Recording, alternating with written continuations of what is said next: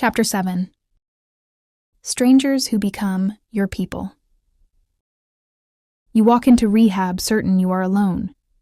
You believe your shame is unique and your pain too personal to share. You think your story is the worst one in the room. And then, one by one, the strangers begin to speak. The people you meet in rehab are not like the people you meet anywhere else on earth. This is not brunch or the PTA or, "Hi, I am Janice, I love my husband, and we are redoing our kitchen in quartz." No. This is, "Hi, I am Angie. I once drove drunk with my toddler in the car to get more beer.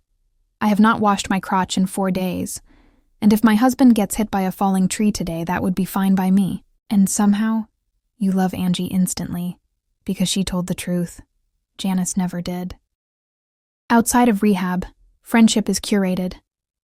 You bond over shared tastes and hobbies and carefully filtered versions of yourself. In rehab, you bond over survival. It is trauma Tinder.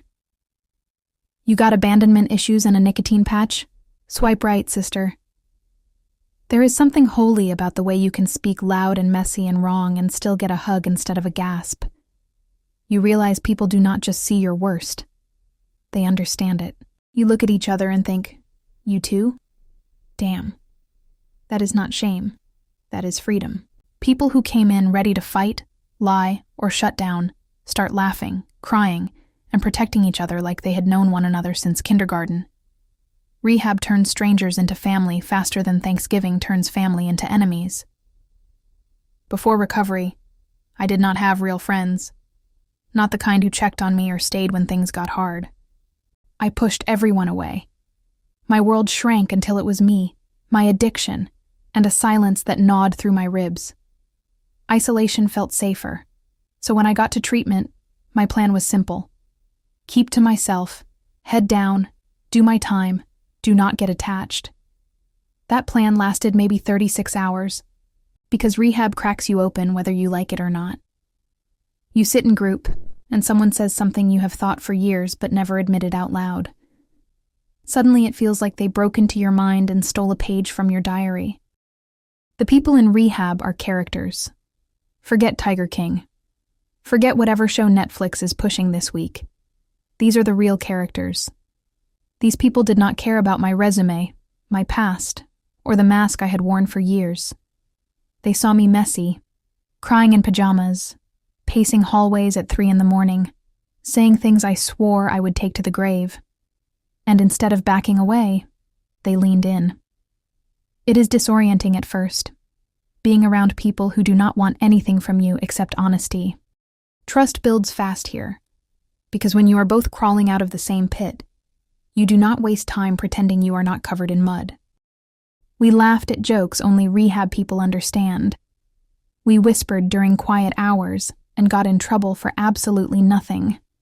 We shared snacks and cigarettes and ramen hacks and war stories that would make outsiders clutch their pearls. While in here, everyone nodded and said, "That's nothing, man." Not everyone becomes your best friend. Some people get on your nerves. Some test your patience. Some push boundaries like it is their Olympic sport. But even those people teach you something.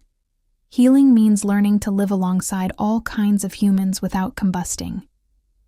And then come the goodbyes. Oh my, the goodbyes. Standing in the lobby hugging someone you have only known 3 weeks, crying like you're sending your child off to war. It is ridiculous. It is beautiful. It wrecks you. These are the people who saw you at your worst and did not flinch. The ones who clapped when you got your chip even though their own hands were shaking. The ones who told you the truth you did not want to hear. You did not just get clean. You got found. What you share in rehab cannot be unshared. It becomes its own language, its own bond, its own proof that connection is still possible after everything tried to convince you otherwise. Years from now, your husband will be ranting about his truck's Bluetooth refusing to connect and how Costco betrayed your family by discontinuing your size of trash bags. You will nod politely while your brain, exhausted by the mundane, finds its way back to the only place life ever felt completely honest and unexpectedly full of purpose. You will remember Amphibian Abby, the 19-year-old who found a baby turtle during smoke break and immediately declared it her emotional support child. She carried that thing in her hoodie pocket everywhere she went. Group therapy, Medline, Meal Line. That turtle saw more healing than most licensed counselors. Technically, it was against the rules. Technically, it was unhygienic. Technically, the turtle smelled like a gator's armpit going through menopause, a divorce, and a midlife career change. Technically, she was probably spreading salmonella. But nobody said a word, because deep down, everyone understood what it felt like to hold on to something small and helpless, because you did not know how to hold yourself yet. They let her have that turtle. They let her keep that tiny, swamp-scented piece of comfort. They let her love something, even when she did not feel lovable. And when staff finally convinced her to set him free in the courtyard pond, the entire unit gathered like it was a royal funeral. She cried. We cried. Even the scary staff member wiped a tear she pretended she did not have. It was messy and weird and gentle and borderline illegal, but it was real. You will remember guard dog Gary, who formed a full neighborhood watch inside the facility like we were living in a gated community instead of a busted rehab. He made pamphlets on notebook paper and held official meetings every Sunday at 4 o'clock sharp. Everybody showed up, not because we believed danger was lurking in the rec room, but because we all knew it gave him purpose. Even the night shift tech let him borrow an extra flashlight. Looking back, it was never the pamphlets or the patrols that mattered. It was the way we circled around one lonely man and said, without saying it, "We see you. You matter. Show us what you have." That is friendship in rehab, loving people in the exact weird shape they come in. You will remember Mailbox Marvin, the 68-year-old veteran who did not have anybody on the outside writing him letters, so the whole unit stepped in.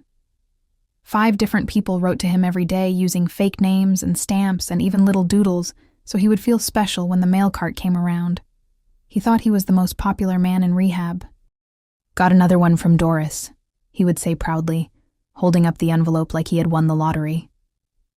Doris was actually Rodney from room 12, who could not spell Wednesday.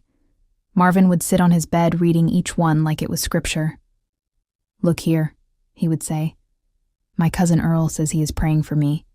Earl was Vanessa, who did not even believe in prayer, but committed to the bit so hard she wrote him a sermon and a recipe for cornbread.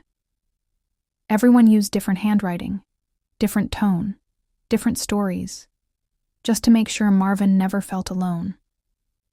Anywhere else, this would be identity theft and felony mail fraud. In rehab, it was community service. These people were not your blood, but somehow they showed you a deeper kind of care. The kind where everyone instinctively knows who needs softness, who needs belonging. You can keep Janice and her quartz countertops. I will take Angie, the broken, the honest, the halfway healed, the funny. Those are my people, the ones who came back from the edge and decided to try again. Out here in the real world, everyone goes back to pretending. In rehab, your mess was your membership card. You belonged there, not in spite of your brokenness, but because of it. It was the first place your wounds did not disqualify you. They introduced you. So when you finally walk out that door with your discharge papers, and Marvin shuffles up and hands you a letter addressed to Doris who does not exist, and whispers, "Make sure she gets this," and Angie hollers across the lobby, "Text me if you don't die, bitch," you start laughing and crying at the same time. Because somehow these absolute weirdos became your people. And once you have loved people at their messiest, the shame you carried your whole life finally starts to loosen its grip. Those people loved me at a time when I could not even stand myself, and they did not know a single thing about me beyond the pain I walked in with, not even my last name. That is the kind of unconditional acceptance that rewires a human being. You realize maybe you were not the villain. Maybe you were human and hurting and doing the best you could with pain nobody ever taught you to carry. And somehow, walking out with that truth feels like the start of everything.